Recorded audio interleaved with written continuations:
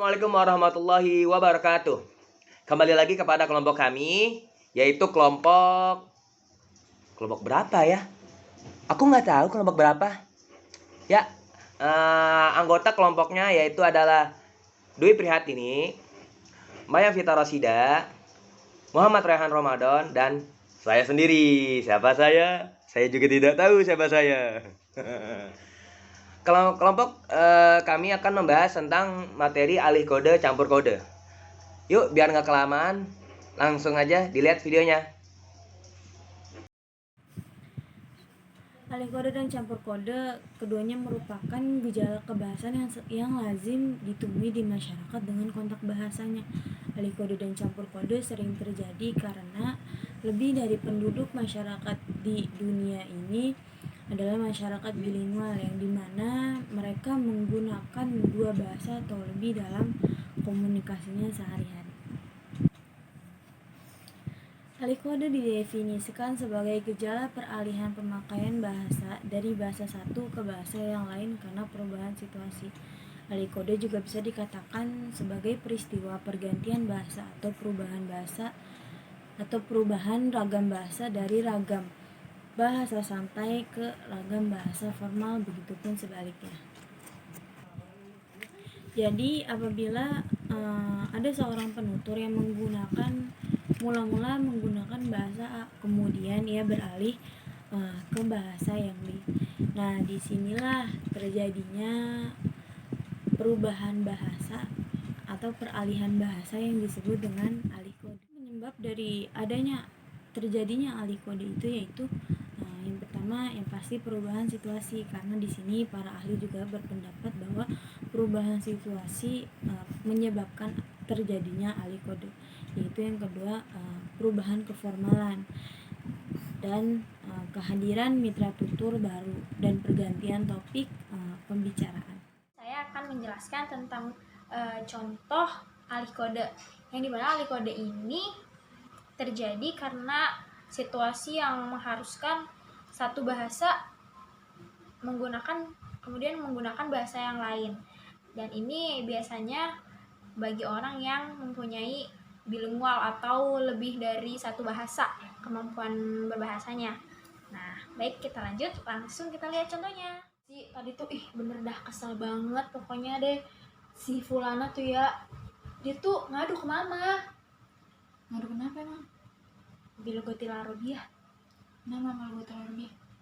Menurut Fulana. Gimana emang Hanifan?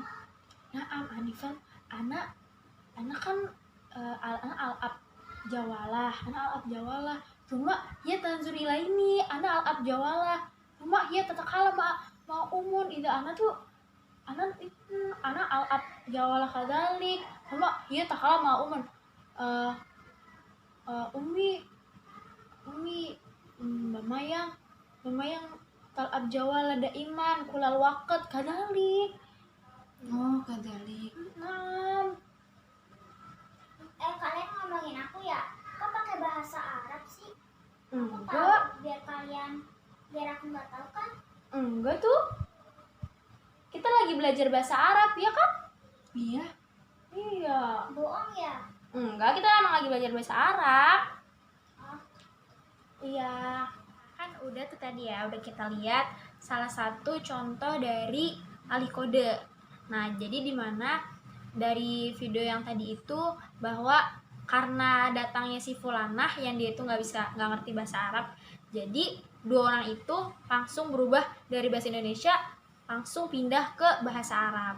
Nah, Pada kesempatan kali ini saya akan memaparkan tentang campur kode. Campur kode merupakan penggunaan satuan bahasa dari satu bahasa ke bahasa yang lain, bertujuan untuk memperluas gaya bahasa serta memperluas ragam bahasa. Campur kode memiliki ciri-ciri.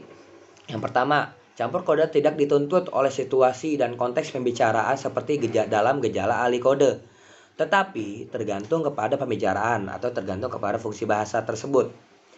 Dan kedua, campur kode terjadi karena kesantaian pembicara serta kebiasaannya dalam memakai satuan bahasa.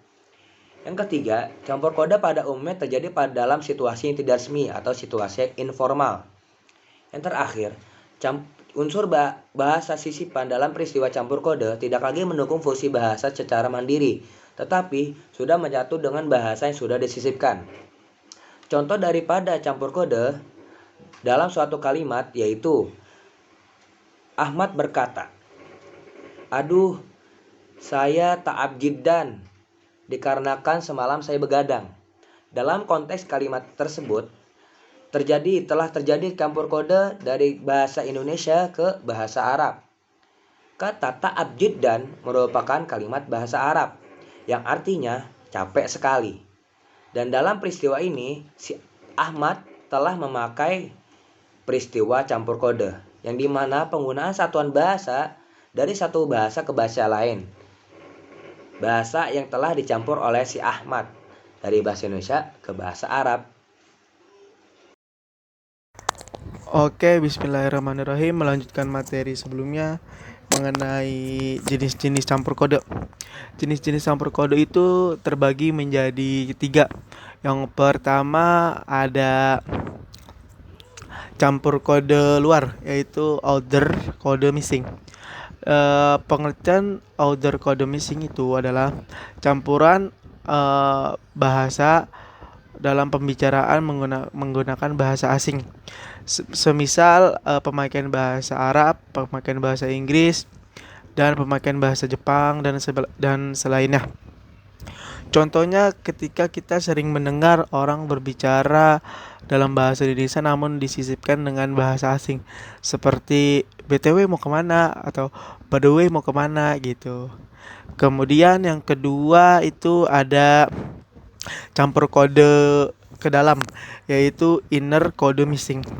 Dalam campur kode ke dalam ini, di mana pemakaian bahasa Indonesia disisipkan dengan pemakaian bahasa daerah, seperti bahasa Sunda, bahasa Jawa, bahasa Lombok, bahasa daerah lainnya, seperti yang kita sering dengar seperti kumaha baik gitu.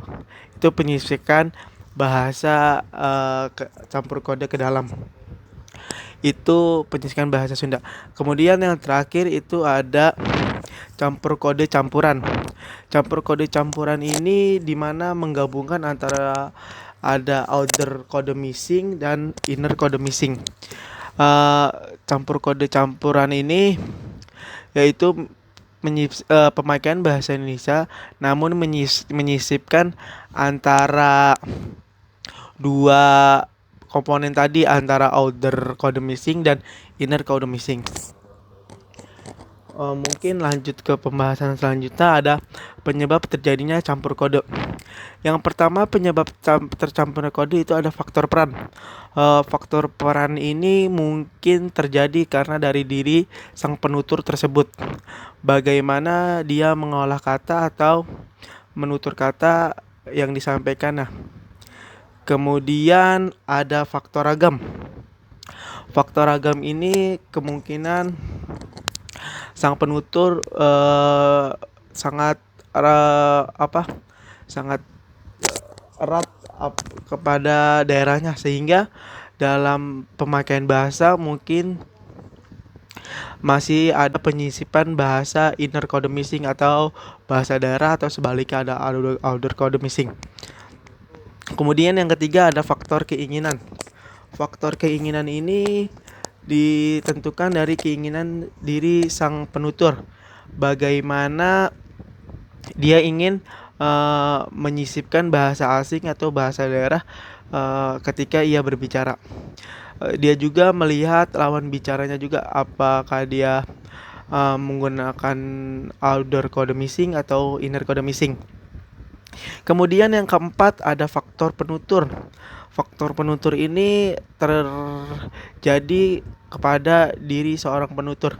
Diri seorang penutur ini apakah dia mau mengucapkan atau memakai bahasa asing atau bahasa daerah, atau menggunakan inner kode missing atau outer kode missing, atau yang kode campuran.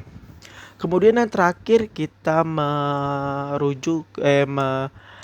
kepada faktor bahasa, di mana faktor bahasa ini menentukan penyebab terjadinya campur kode. Kemudian yang terjadi karena faktor bahasa adalah bagaimana ia harus melihat lawan bicaranya itu menggunakan menyisihkan bahasa asing atau bahasa daerah. Di sini faktor bahasa menentukan dari si penutur tersebut. Mungkin dari penjelasan tadi antara jenis-jenis campur kode dan penyebab terjadinya campur kode itu sudah jelas. Mungkin cukup sekian dan terima kasih. Itulah penjelasan daripada materi alih kode dan campur kode. Sekian video dari kami. Saya pribadi Muhammad Syarif Hussein undur diri dan terima kasih telah mendengarkan video kami. Wabillahi taufiq wal hidayah. Wassalamualaikum warahmatullahi wabarakatuh.